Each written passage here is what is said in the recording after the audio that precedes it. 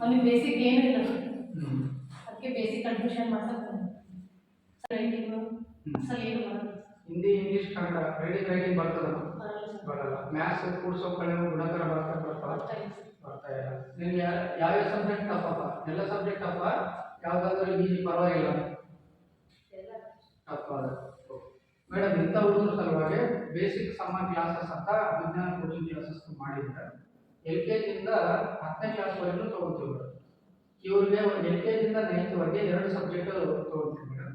English medium ಅವ್ರಿಗೆ English subject ಮಾಡ್ತೀವಿ first. English ಸಬ್ಜೆಕ್ಟನ್ನ ನಾವು ಪರ್ಫೆಕ್ಟ್ ಓದೋದು ಬರೆಯೋದು ಮಾಡಿದರೆ ಸೋಷಲು ಸೈನ್ಸ್ ಇಂಗ್ಲೀಷ್ 3 ಸಬ್ಜೆಕ್ಟ್ ಕವರ್ ಆಗ್ತವೆ ಮೇಡಮ್. ಮಕ್ಕಳಿಗೆ ರೀಡಿಂಗು ರೈಟಿಂಗ್ ಕವರ್ ಆದರೆ ಪ್ರಿಪ್ರೇಷನ್ ಅವ್ರು ಸ್ವಂತ ಮಾಡ್ಕೋತಾರೆ. ಆದಮೇಲೆ ಮ್ಯಾಥ್ಸ್ ಮೇಡಮ್ ಕೂಡ್ಸೋ ಕಳೆವು ಗುಣಕರ ಭಾಗಗಳಿಂದ 1 to 3 ರಿಂದ ಎಲ್ಲ ಕಲಿಸ್ಕೊಂಡು ಬರ್ತೀವಿ ಮೇಡಮ್. ಉಳಿದ ಸಬ್ಜೆಕ್ಟ್ನು 5 ಸ್ಟಾರ್ಟ್ ಆಗ್ತದೆ ಮೇಡಮ್. ಇಂಗ್ಲೀಷ್ ABCD ಫೋನಿಕ್ ಸೌಂಡಿಂದ ಸ್ಟಾರ್ಟ್ ಮಾಡ್ತೀವಿ ಮೇಡಮ್. ಅವ್ರು 2 letter words 3 letter words 4 letter words ಹೆಂಗೆ ಜಾಯಿನ್ ಮಾಡಬೇಕು ಅದು ಹೇಳ್ತೀವಿ.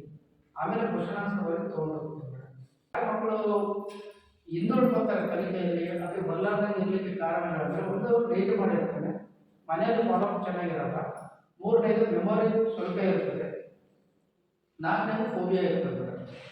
ಇಲ್ಲಿ ಶಾರ್ಟ್ ಮೆಮೊರಿ ಅಥವಾ ನೆನಪಿನ ಭಾಳಷ್ಟು ಕಮ್ಮಿ ಇರೋರಿಗೆ ಅವ್ರಿಗೆ ಯಾವ ಥರ ಕಲಿಸ್ಬೇಕು ಅದನ್ನು ಗೊತ್ತಿದೆ ಮೇಡಮ್ ನಮಗೆ. ಆಮೇಲೆ ಟೈಮ್ ಮ್ಯಾನೇಜ್ಮೆಂಟ್ ಹೆಂಗೆ ಮಾಡಬೇಕು ಮಕ್ಕಳು ಅದನ್ನು ಈ 60 ದಿನದಲ್ಲಿ ಅವ್ರಿಗೆ ಕಲಿಸ್ಕೊಡ್ತೀನಿ. ಆದಮೇಲೆ ಇವ್ರು ಲೋ ಇದ್ದು ಇವಾಗ 8th standard madam, first standard ಲೆವೆಲ್ನೂ ಇಲ್ಲ ಮಗು, ಅದನ್ನು ಫಸ್ಟ್ ಸ್ಟ್ಯಾಂಡರ್ಡ್ ಲೆವೆಲಿಂದ 8th ಸ್ಟ್ಯಾಂಡರ್ಡ್ ಲೆವೆಲ್ಗೆ ಈ 60 ಡೇಸಲ್ಲೇ ತರ್ತೀನಿ ಮೇಡಮ್. ಪಕ್ಕ 2 ಸಬ್ಜೆಕ್ಟ್ಸ್, ಇಂಗ್ಲೀಷ್ ಒಂದು ಮ್ಯಾಥ್ಸ್ ಒಂದು. ಇನ್ನು ಬೇರೆಯವರು ಇಂಗ್ಲೀಷು ಕನ್ನಡನೂ ತೊಗೊಳ್ತಾರೆ, ಇಂಗ್ಲೀಷು ಹಿಂದಿನೂ ತೊಗೊಳ್ತಾರೆ. 4 ಸಬ್ಜೆಕ್ಟಲ್ಲಿ 2 ಮಾತ್ರ ಆಯ್ಕೆ ಇದೆ ಅವ್ರಿಗೆ, ಹೆಚ್ಚಿನ ಆದ್ಯತೆ ಇಲ್ಲ ಇದೆ. ಇದ್ರ ಜೊತೆಗೆ 10th ಬೇಸಿಕ್ ಅಂತಾನು ಮಾಡಿದ್ವಿ. 10th ಹುಡುಗರು ಡಲ್ಲಿರೋರು ಅಪೂರ್ವ ಇದ್ರು ಬಮ್ಮ ಇಲ್ವಾ ಸರ್ 4 ಸ್ಕೂಲ್ ಚೇಂಜ್ ಮಾಡಿದ್ವಿ ಸರ್. ಬೇಸಿಕ್ ಏನು ಇಲ್ಲ ಸರ್.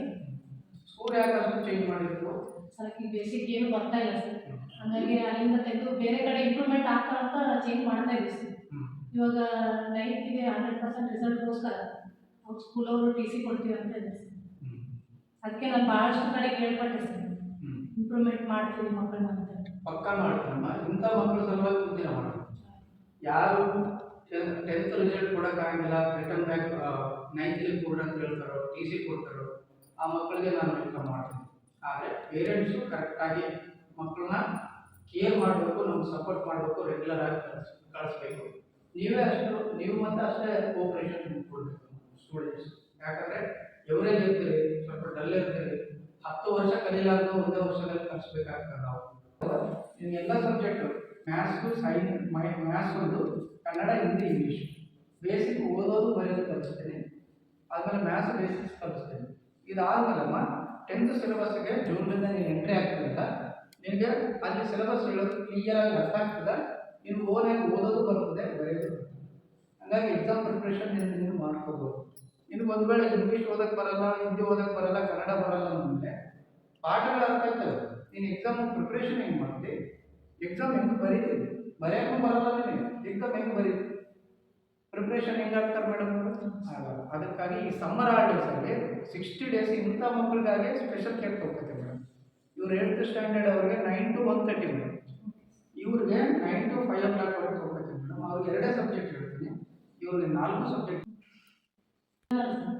ಇಲ್ಲಿ ಹಾಸ್ಟೆಲಲ್ಲಿ ಏನಾದ್ರು ಫೆಸಿಲಿಟಿ ಇತ್ತಂದರೆ ಚೆನ್ನಾಗಿ ಕಲಿತಿದ್ದ ಅಂತ ನಾನು ಹಾಸ್ಟೆಲ್ ಫೆಸಿಲಿಟಿನೂ ಇದೆ ಮೇಡಮ್. 5th ಸ್ಟ್ಯಾಂಡರ್ಡಿಂದ 10th ವರೆಗೆ ಮಕ್ಕಳನ್ನ ಹಾಸ್ಟೆಲ್ ತೊಗೊಳ್ತೀನಿ. ಗರ್ಲ್ಸು ಬೇರೆ ಇದೆ ಫೆಸಿಲಿಟಿ, ಬಾಯ್ಸಿಗೆ ಬೇರೆ ಇದೆ ಮೇಡಮ್. ಬಿಡ್ಬೋದು ಮೇಡಮ್. ಹಾಸ್ಟೆಲ್ ಚೆನ್ನಾಗಿದೆ ನಮಗೆ, ಗೀಸರ್ ಇದೆ, ಊಟ ಎಷ್ಟು ಊಟ ಮಾಡೋಷ್ಟು ಊಟ, ನೋ ಲಿಮಿಟೇಷನ್ ಊಟ ಕೊಡ್ತೀವಿ ನಾವು. ಮಲಗೋದು ಮಾರ್ನಿಂಗ್ 5 o'clock ಮುಗಿಸ್ತೀವಿ ಮೇಡಮ್ ಹುಡುಗರಿಗೆ.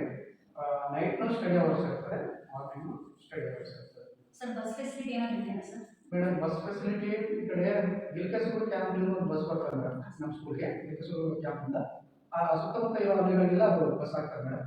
ಆದಮೇಲೆ ಮಟ್ವಾಲಿಯಿಂದ ರಾಯಚೂರಿಗೆ ನಮ್ಮ ಸ್ಕೂಲ್ಗೆ ಒಂದು ಬಸ್ ಬಿಡ್ತೀವಿ ಮೇಡಮ್.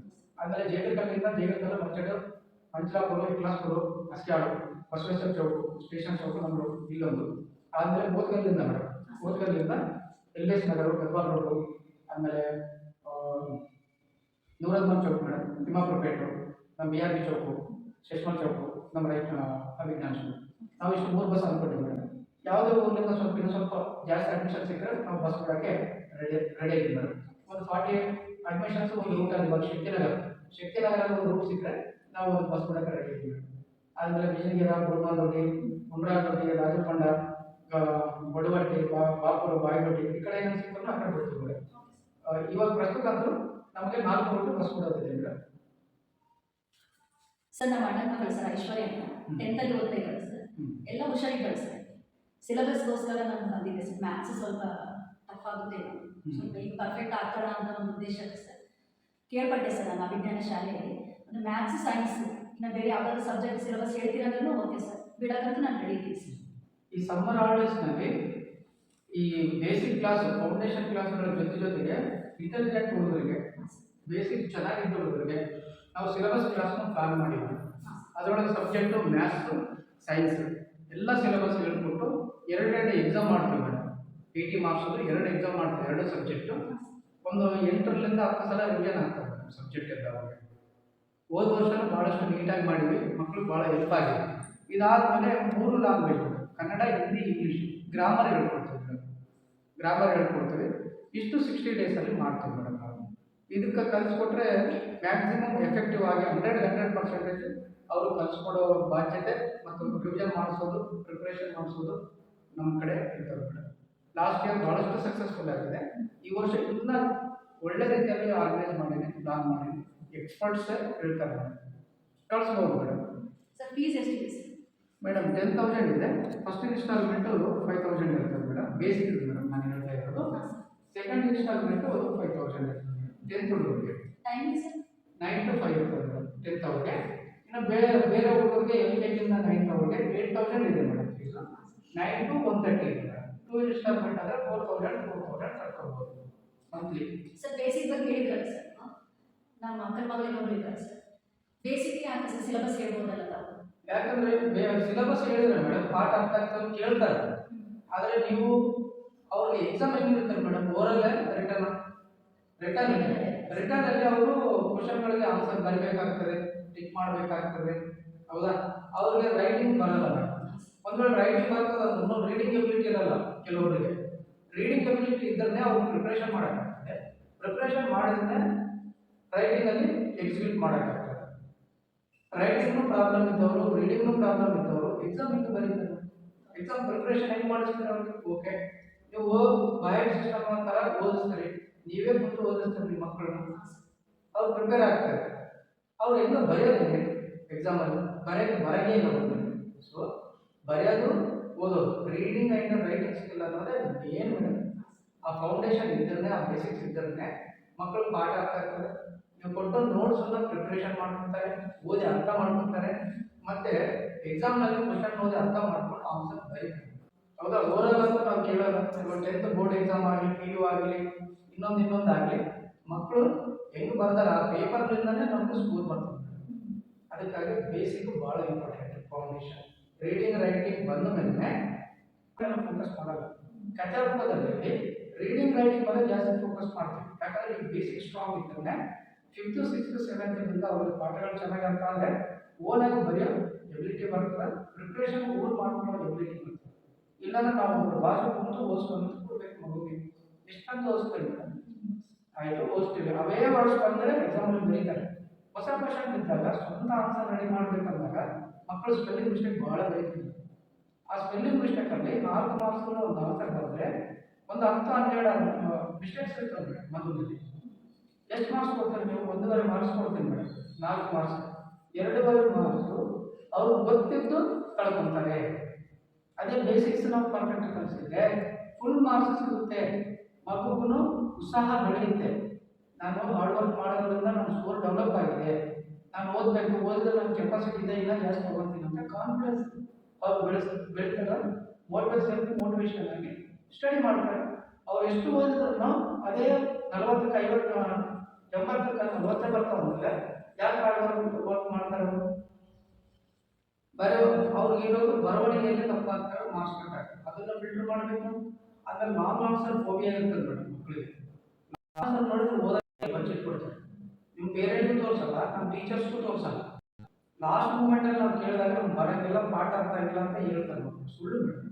ಪಾಠ ಅರ್ಥ ಆಗಿಲ್ಲ ಅಂದರೆ ಅವಾಗ ಹೇಳ್ತಾರೆ ಮಕ್ಕಳು. ಆ ಆನ್ಸರು ಬರೀ ಕೆಪಾಸಿಟಿ ಅವ್ರಿಗೆ ಇಲ್ಲ ಅಂತ ಅವರು ಅಧೈರ್ಯಕ್ಕೆ ಒಳಗಾಗ್ತಾರೆ. ಸೊ ಅದನ್ನ ಇಲ್ಲಿ ಕಾನ್ಫಿಡೆನ್ಸ್ ಬಿಲ್ಡಪ್ ಮಾಡ್ತೀನಿ. Per day long answer 10 lines, 12 lines, 15 lines ಆನ್ಸರ್ಸ್ನ ಪರ್ ಡೇ 10-15 ಆನ್ಸರ್ ಪ್ರಿಪರೇಷನ್ ಮಾಡಿಸ್ತೀನಿ. ಐಗಿರೋಗಾಗಲಿ ನಮ್ಮ ಅಪೂರ್ವಾಗಲಿ ಅದನ್ನು ಬರೆದು ಚೆಕ್ ಮಾಡ್ತೀವಿ ಮೇಡಮ್. ಪರ್ಫೆಕ್ಟ್ ಅವರು ಒಂದು ಅಕ್ಷರ ತಪ್ಪಾಗಲ್ಲ ಬರೀತಾರೆ. ಆ ಸ್ಕಿಲ್ ಕಲಿಸೋದೇ ಈ ಬೇಸಿಕ್ ಫೌಂಡೇಶನ್ ಕ್ಲಾಸಸ್. ಇದು ಎಷ್ಟು ಉಪಯುಕ್ತ ಅನ್ನೋದು ನಿಮ್ಗೆ ಅರ್ಥ ಆಯ್ತು ಮೇಡಮ್. 4 ಮಾರ್ಕ್ಸ್ ಬರುವಾಗ ಬರ್ತದೆ. 80 ಮಾರ್ಕ್ಸ್ ಬಂದರೆ ಅದಕ್ಕೆ 73-74 ಮಾರ್ಕ್ಸ್ ತೊಗೊಳ್ತಾರೆ. 90+ ಬರ್ತಾರೆ. ಹಾಗೆ 90+, 80+ ಕಳ್ಕೊಳ್ಳಿಕ್ಕೆ ಕಾರಣನೇ ಈ ಬೇಸಿಕ್ ಇಲ್ಲ. ಅದು ಓದಂದ್ರೆ 12 ತಾಸು 8 ತಾಸು ಓದಿ ರಿಸಲ್ಟ್ 40 ಬಂದರೆ ಯಾಕೆ ಹೋಗ್ಬೇಕು ಮಗು? ಅವ್ರಿಗೂ ಏನು ಅನಿಸ್ತದೆ, ಇದರಲ್ಲೇ ನಾನು ಎಷ್ಟು ಓದಿದ್ರು ನಾನು ಇಷ್ಟೇ, ನನ್ನ ಕೆಪಾಸಿಟಿ ಇಷ್ಟೇ ಅಂತ ನಿರುತ್ಸಾಹಕ್ಕೆ ಒಳಗಾಗ್ತಾರೆ. ಮಕ್ಕಳು ಉತ್ಸಾಹ ಬೆಳೆಸ್ಬೇಕಂದ್ರೆ ಫಸ್ಟ್ ಬೇಸಿಕ್ ಪರ್ಫೆಕ್ಟಾಗಿ ಕಲಿಸ್ಬೇಕು. ಎಲ್ಲಿ ತಪ್ಪಾಗಲಾರ್ದಂಗೆ ಓದೋದು, ಸ್ಪೀಡಾಗಿ ಓದೋದು, ಆದಮೇಲೆ ನೀಟಾಗಿ ಹ್ಯಾಂಡ್ ರೈಟಿಂಗ್ ಬರೆಯೋದು, ಸ್ಪೆಲ್ಲಿಂಗ್ ಮಿಸ್ಟೇಕ್ ಆಗಲಾರ್ದಂಗೆ ಆನ್ಸರ್ನ ಬರೆಯೋದು. ಇಷ್ಟು ಮಾಡಿದರೆ ಮೇಡಮ್ ಮ್ಯಾಕ್ಸಿಮಮ್ ಒಂದು 80-85+ ಮಕ್ಕಳು ಬಂದ್ಬಿಡ್ತಾರೆ ಮೇಡಮ್. ಆಮೇಲೆ ಲೆಸನ್ ಅರ್ಥ ಆಗಿದ್ದನ್ನ ಆ ಅಪ್ಲೈಡ್ ಕ್ವಶನ್ಸ್ನ ಎಷ್ಟು ಕೇಳ್ತಾರೆ ಮೇಡಮ್? 20-30% ಕೇಳ್ತಾರೆ. ಡೈರೆಕ್ಟ್ ಕ್ವಶನ್ 70% ಇರ್ತದೆ. 70 ಫಸ್ಟ್ ಕವರ್ ಮಾಡೋಣ, ಆಮೇಲೆ 30 ಹೋಗ್ಬೇಕು. ಆ 70 ಕಾನ್ಫಿಡೆನ್ಸ್ ಬೆಳೆಸ್ತಾರೆ ಫಸ್ಟ್.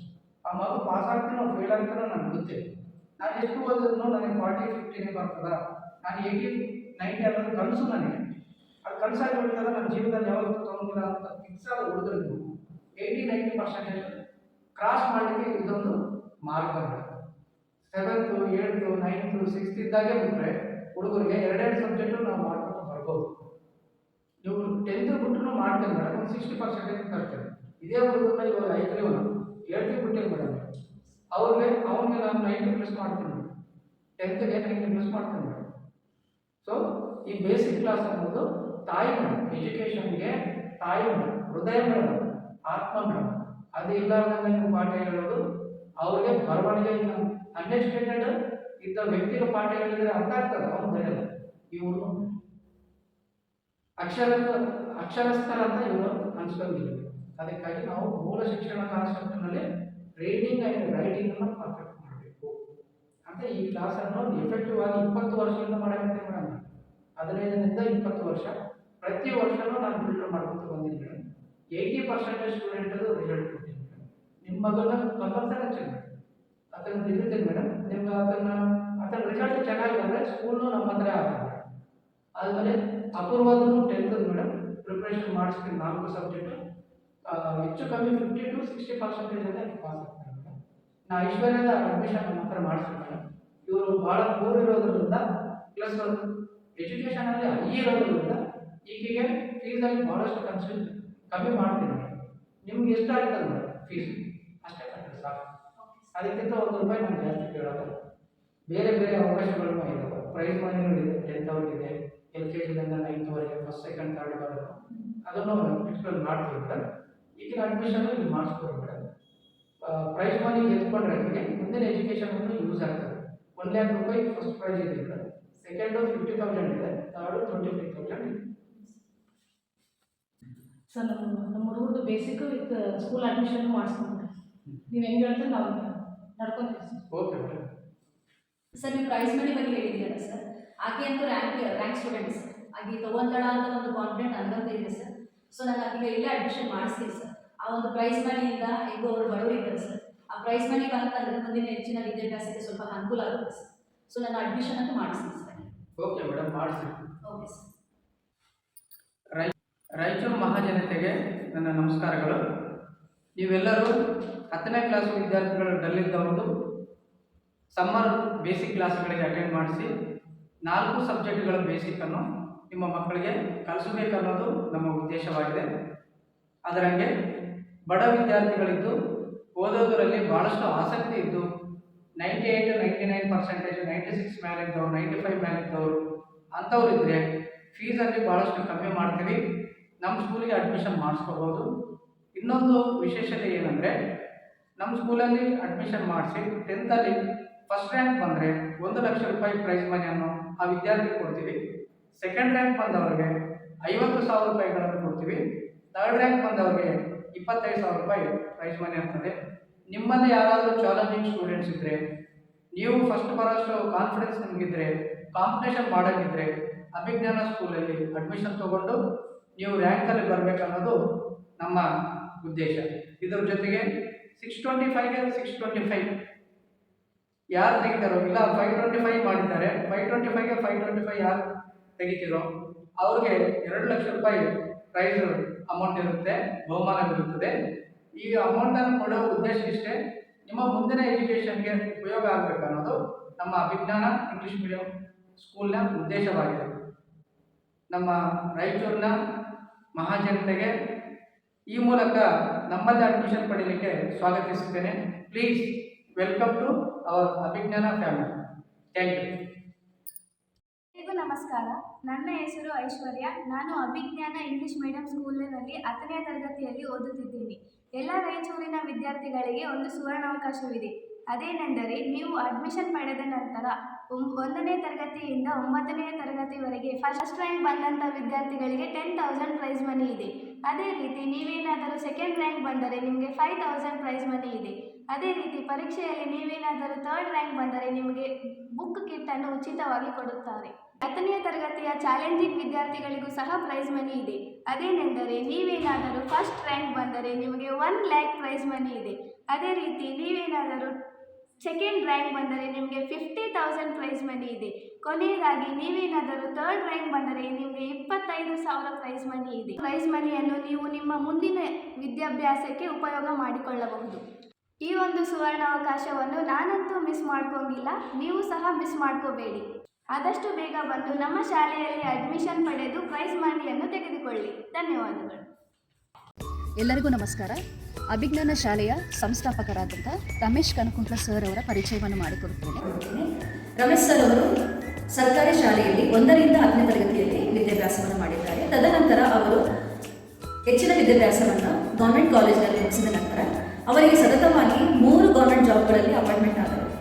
ಆದರೆ ರಾಯಚೂರಿನಲ್ಲಿ ವಿದ್ಯಾಭ್ಯಾಸದ ಒಂದು ಒಳ್ಳೆ ಬೀಜವನ್ನು ಬಿತ್ತಲು ಆ ಎಲ್ಲ 3 ಜಾಬ್ಗಳಿಗೆ ರಾಜೀನಾಮೆಯನ್ನು ನೀಡಿದ್ದಾರೆ. ಸಾಕ್ಷರತೆಯಲ್ಲಿ ಹಿಂದುಳಿದ ರಾಯಚೂರು ಜಿಲ್ಲೆಯನ್ನು ಉತ್ತಮಗೊಳಿಸಲು ಮತ್ತು ಡೆವಲಪ್ಮೆಂಟ್ ಮಾಡಲು ಸತತವಾಗಿ, ಅಂದರೆ 2010ರಿಂದ 2019ರವರೆಗೆ, ಅಂದರೆ 9 ವರ್ಷಗಳ ಕಾಲ ಕಠಿಣ ಪರಿಶ್ರಮವನ್ನು ಪಡೆದಿದ್ದಾರೆ. 2019ರಲ್ಲಿ ಅಭಿಜ್ಞಾನ ಆಂಗ್ಲ ಮಾಧ್ಯಮ ಶಾಲೆಯನ್ನು ಸ್ಥಾಪಿಸಿದ್ದಾರೆ. ಮುಖ್ಯವಾಗಿ ಕಲಿಕೆಯಲ್ಲಿ ಹಿಂದುಳಿದ ವಿದ್ಯಾರ್ಥಿಗಳನ್ನು, ನಿಧಾನವಾಗಿ ಕಲಿಯುವಂಥ ವಿದ್ಯಾರ್ಥಿಗಳನ್ನು, ಸಾಧಾರಣವಾದಂಥ ವಿದ್ಯಾರ್ಥಿಗಳ ಅಡ್ಮಿಷನ್ ಮಾತ್ರ ತೆಗೆದುಕೊಳ್ಳುತ್ತಾರೆ. ಈ ಎಲ್ಲ ಮಕ್ಕಳನ್ನು ಕಡಿಮೆ ಸಮಯದಲ್ಲಿ 100% ಇಂಪ್ರೂವ್ಮೆಂಟ್ ಮಾಡುವಂಥ ಒಂದು ಕೆಪಾಸಿಟಿಯನ್ನು ರಮೇಶ್ ಕನಕುಂಟ್ಲ ಸರ್ ಅವರು ಹೊಂದಿದ್ದಾರೆ. ವಿಶೇಷವಾಗಿ ನಮ್ಮ ಶಾಲೆಯು ನಿಧಾನವಾಗಿ ಕಲಿಯುವಂಥ ವಿದ್ಯಾರ್ಥಿಗಳ ಒಂದು ಅಡ್ಮಿಷನ್ ಅನ್ನು ಪಡೆದುಕೊಳ್ಳುವಂಥ ಒಂದು ಉದ್ದೇಶದಿಂದ ಏಪ್ರಿಲ್ 1ರಿಂದ LKGಯಿಂದ 9ನೇ ತರಗತಿ ವಿದ್ಯಾರ್ಥಿಗಳವರೆಗೆ ಬೇಸಿಕ್ ಫೌಂಡೇಶನ್ ಕ್ಲಾಸ್ಗಳನ್ನು ಪ್ರಾರಂಭ ಮಾಡುತ್ತಿದ್ದೇವೆ. ಈ ಒಂದು ಫೌಂಡೇಶನ್ ಕ್ಲಾಸಲ್ಲಿ ಒಟ್ಟು 4 ವಿಷಯಗಳಿರ್ತವೆ: ಮ್ಯಾಥ್ಸ್, ಇಂಗ್ಲಿಷ್, ಹಿಂದಿ, ಕನ್ನಡ. ಮಕ್ಕಳು ಯಾವುದಾದ್ರೂ 2 ವಿಷಯಗಳನ್ನು ಆಯ್ಕೆ ಮಾಡ್ಕೋಬಹುದು. 2 ತಿಂಗಳಲ್ಲಿ, ಅಂದರೆ 60 ದಿನಗಳಲ್ಲಿ ಆ ಮಕ್ಕಳಿಗೆ 2 ವಿಷಯಗಳ ಬೇಸಿಕ್ ಫೌಂಡೇಶನ್ ಅನ್ನು ನಾವು ಅಚ್ಚುಕಟ್ಟಾಗಿ ಅವರಿಗೆ ಕಲಿಸಲಾಗುತ್ತದೆ. SSLC ವಿದ್ಯಾರ್ಥಿಗಳಿಗೆ ಸಿಲೆಬಸ್ ಕ್ಲಾಸಸ್ ಸಹ ಪ್ರಾರಂಭ ಮಾಡಿದ್ದೇವೆ. ಅವರಿಗೆ ಒಟ್ಟು 4 ವಿಷಯಗಳಿರುತ್ತವೆ. ವಿಶೇಷವಾಗಿ ಮ್ಯಾಥ್ಸ್, ಸೈನ್ಸ್ ಅನ್ನು ಸಿಲೆಬಸ್ ಹೇಳಲಾಗುತ್ತದೆ. ಉಳಿದ 3 ವಿಷಯಗಳು, ಅಂದರೆ ಕನ್ನಡ, ಹಿಂದಿ, ಇಂಗ್ಲಿಷ್, ಗ್ರಾಮರ್ ಅನ್ನು ತಿಳಿಸಲಾಗುತ್ತದೆ ಅಥವಾ ಬೋಧಿಸಲಾಗುತ್ತದೆ. ಸೊ ಇವರ ಒಂದು ಸಮಯ ಬಂದು ಬೆಳಿಗ್ಗೆ 9ರಿಂದ 5 ಗಂಟೆ ತನಕ ಇರುತ್ತದೆ. ಬೇಸಿಕ್ ಫೌಂಡೇಶನ್ ಕ್ಲಾಸ್ ಸಮಯ ಬಂದು ಬೆಳಿಗ್ಗೆ 9ರಿಂದ 1:30 ತನಕ ಇರುತ್ತದೆ. ಎಲ್ಲ ಪಾಲಕರು ಈ ಒಂದು ಸಮ್ಮರ್ ಬೇಸಿಕ್ನ ಸದುಪಯೋಗ ಮಾಡಿಕೊಳ್ಳಬೇಕಾಗಿ ತಮ್ಮಲ್ಲಿ ವಿನಂತಿಸಿಕೊಳ್ಳುತ್ತೇವೆ. ಒಂದು ವೇಳೆ ತಮ್ಮ ಮಕ್ಕಳನ್ನಲ್ಲಿ ಅಡ್ಮಿಷನ್ ಮಾಡಿದ ಮೇಲೆ ನಿಮ್ಮ ಮಗುವಿನ ಕಲಿಕೆಯಲ್ಲಿ ಸುಧಾರಣೆ ಕಂಡು ಬರದಿದ್ದರೆ ನೀವು ಪಾವತಿಸಿದಂಥ ಹಣವನ್ನು ಹಿಂತಿರುಗಿಸಿಕೊಡಲಾಗುತ್ತದೆ. ಸೊ ದಯಮಾಡಿ ಎಲ್ಲ ಪಾಲಕರು ಇದನ್ನು ಸದುಪಯೋಗ ಮಾಡಿಕೊಳ್ಳಬೇಕಾಗಿ ವಿನಂತಿಸಿಕೊಳ್ಳುತ್ತೇವೆ. ಇಂದು ನಿಮ್ಮ ಅಭಿಜ್ಞಾನ ಶಾಲೆಯ ಮುಖ್ಯ ಗುರುಗಳಾದ ಸವಿತಾ ಕುಮಾರಿ ಭಂಡಾರಿ. ಧನ್ಯವಾದಗಳು.